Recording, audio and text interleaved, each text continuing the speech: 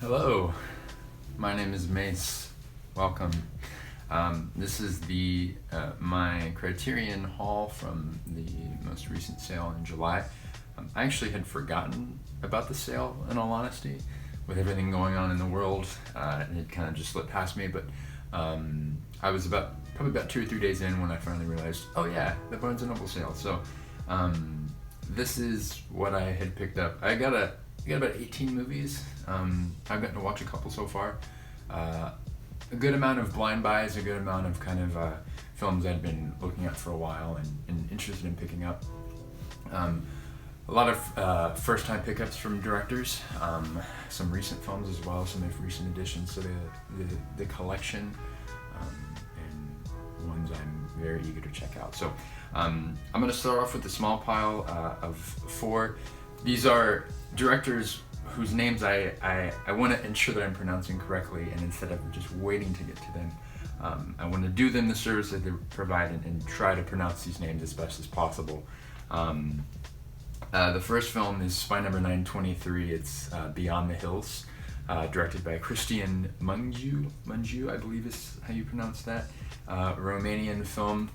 This was a bit of a blind buy. I'm taken aback a lot by the kind of the backs, the descriptions of the films, and this talks about kind of faith, fantasism, a little bit of kind of a folk tale piece and whatnot. It came out in 2012. Talks about nuns and whatnot. I believe I saw somewhere in a possible review that it's loosely based on an exorcism that took place in, I believe, 2005 in Romania. I don't know how true that is. But nonetheless, an interesting film. Excited to check it out.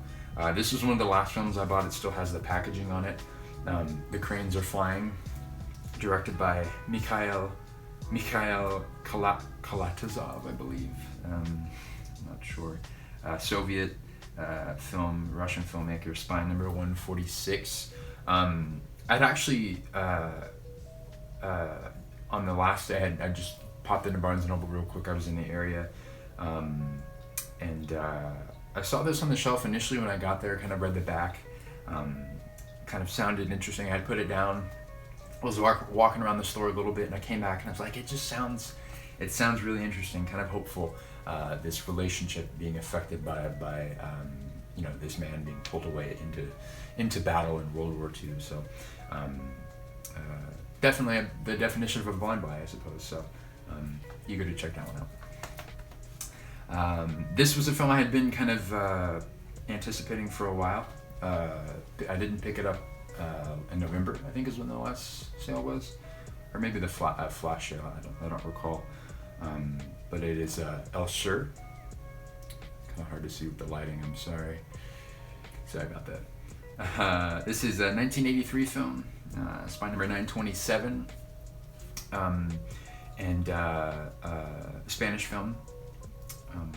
What is interesting about this one, I think this one comes with a novella that, yes, it does, inside the, yeah, that's very nice, kind of, that's super hard to see, there it is somewhat, which I think, I'm not sure if the movie's based off the novella or if they're kind of both inspired by each other, but it just sounded interesting, another kind of film kind of about mysticism, this young girl kind of,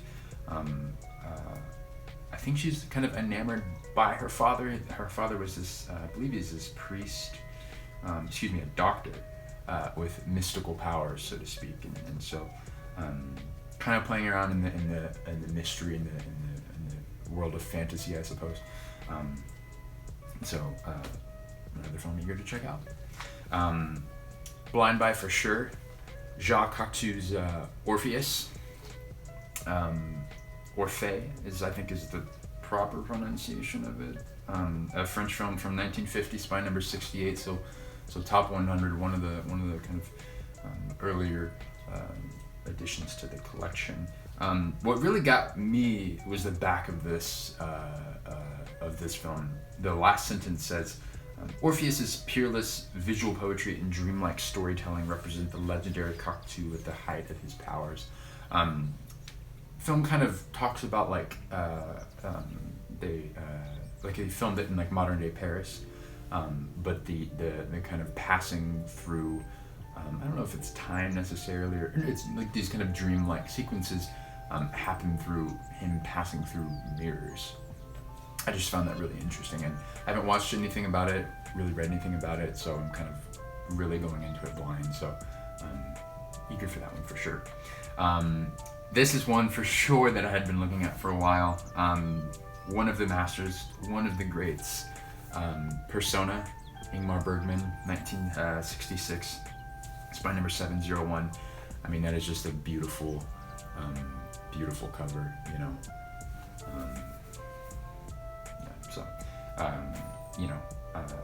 I'm familiar with the context of the film and kind of, you know, it's inspirations on many of filmmakers, you know. So Ingmar Bergman is for sure. There's another one in the pile here. I've got Cries and Whispers behind me. I've got the Faith trilogy as well, which I'm actually working through at the moment. I watched Through a Glass Darkly the other night. You know, beautiful film. So I'm very excited for this, for sure. This was a film that I had missed in the theaters last year on its run, but it is Portrait of a Lady on Fire, 2019, spine number 1034, Celine Sciamma. I mean, you know, if you've seen the film, you know, I've seen kind of bits and pieces in you know, video essays and stuff like that, and brief kind of reviews and whatnot, but from what I understand and what I've heard, an immaculately shot film, a really kind of just beautiful portrait of you know, female love. So I'm very, very eager from a cinematography perspective to really kind of dive into this story and experience it. So looking forward to that. I believe this is kind of a recent edition. This is spine number 1020, Leave Her to Heaven. This is also still in its packaging. I don't recall what video I was watching, but someone kind of compared the plot of it loosely to Gone Girl from David Fincher. Obviously it's a kind of this Technicolor film from the 50s, 1945. Yeah, I know kind of, I know what it was. It wasn't Gone Girl. There was Gone Girl in a different video, but there's another film I have on, I think it's a DVD, The Ghost of Miss Muir, which is, I believe Rex Harrison is in it. I don't think Gene Tierney, who's on the cover of this, is in the film, but for whatever reason, those two films were together in the video, and I remember they were showing scenes of her like standing on the top of these stairs in the house with this kind of deadpanned, you know, stoic look on her face, and it just looked really intriguing. Kind of a thriller, kind of this mystery thing, this kind of lust for power, maybe, you know. So, eager to check it out. The Scorsese shorts, also still in its packaging. This was one that, along with actually Portrait of a Lady on Fire, that when I was going through initially online and you know, looking through online, it's redundant. That they were, I made the mistake of letting them sit in my cart for too long, and I would kid you not, maybe 5 or 10 minutes go by and I go back to pay, and this and Portrait of a Lady on Fire are both gone. So this is obviously Martin Scorsese's shorts. You know, he's one of the greats, very influential filmmaker. These, you know, short films range from his time at NYU. There's kind of this pseudo interview, kind of quasi short film with his parents, which I was watching the Ari Aster was talking to the Safdie brothers, and they were talking about, I think Italian American was the one they were referencing about his parents, and kind of talking about like the recurring theme of his mom in all of his films and whatnot. And so yeah, eager to see one of the masters at work. This is one of the films that I'd already watched. This is my first film by this group of these duos, or this duo is Black Narcissus, Michael Powell and Rick Pressburger. This was an insane film.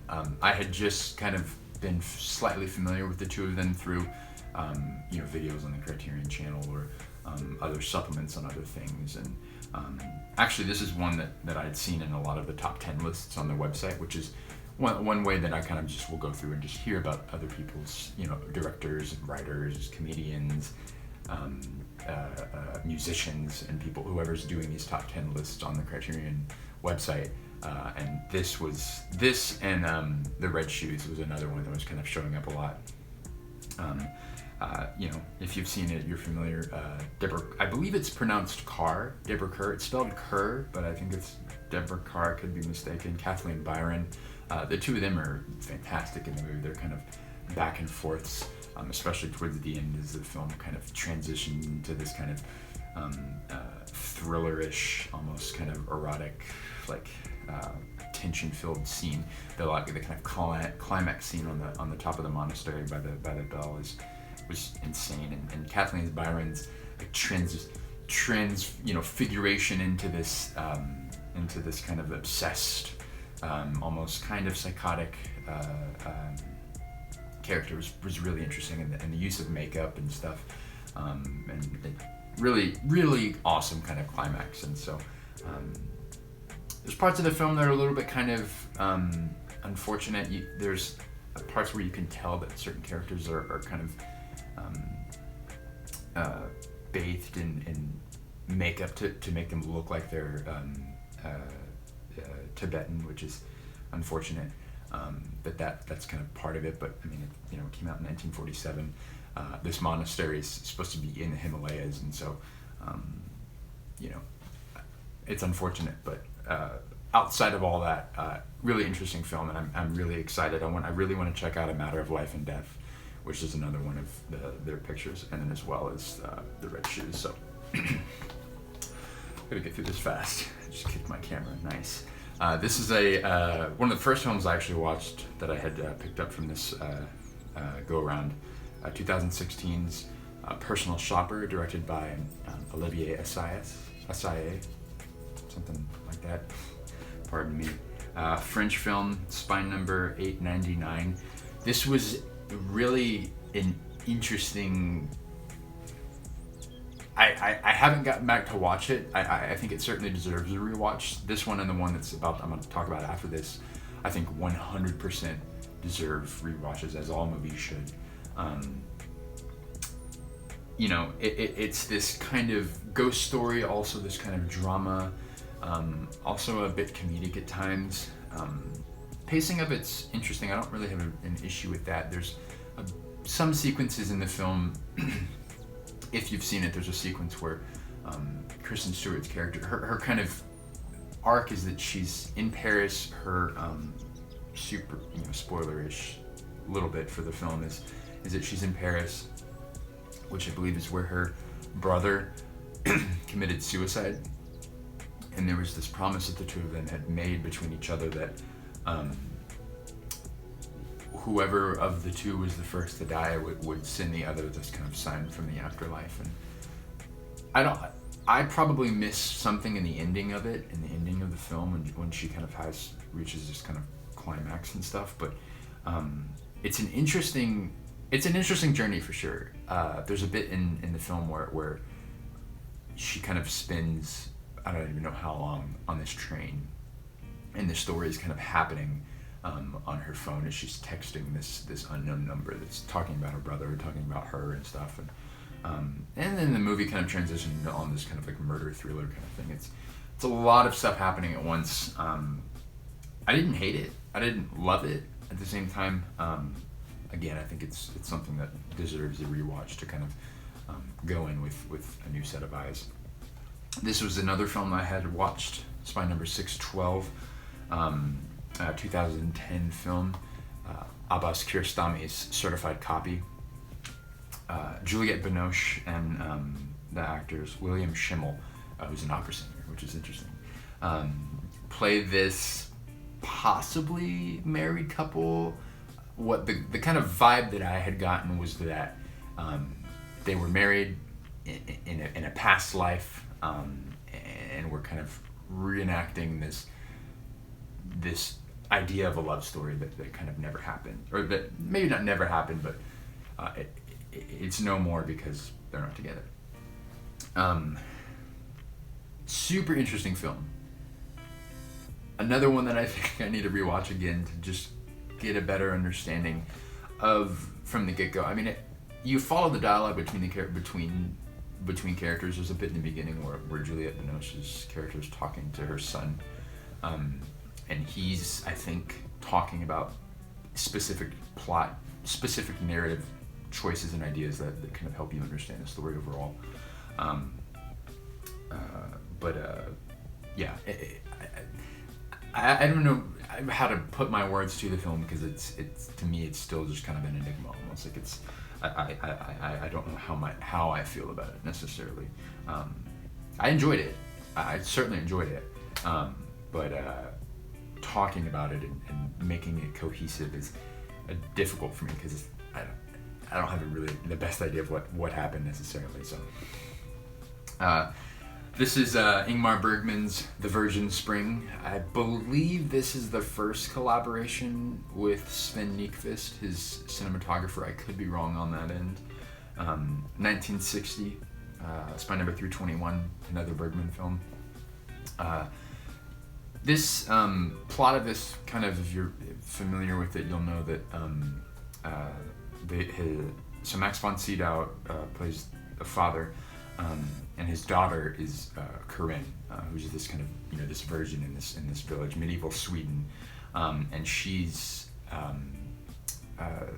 unfortunately cornered, raped, and subsequently killed by this group of men. I believe they're sheep or goat herders or something of that sort, who end up finding refuge with her family.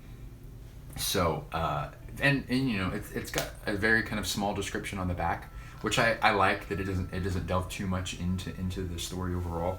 But again, just the back of it sounded interesting. It's this cruel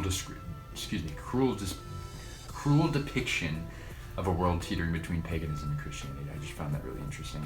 A film that plays around in the religious space. So I'm eager to check it out. This is, yes, the great Andrei Tarkovsky. This is Ivan's Childhood, or Ivan's Childhood. I don't know the proper pronunciation on that. 1962. Spy Number 397. This is a funny story. So this, I believe, is Andrei. Yes, the debut feature. It's the first feature film from Tarkovsky. About the young boy experiencing war. I actually didn't pick up Come and See this go around, but I've got this in The Cranes Are Flying, which are two Soviet films on war. Tarkovsky, for me, as well as Bergman, is Tarkovsky is known for being so poetic with his framing and his camera work. Metaphysical, philosophical, religious, all these overtones and stuff like that. I actually have Solaris also behind me.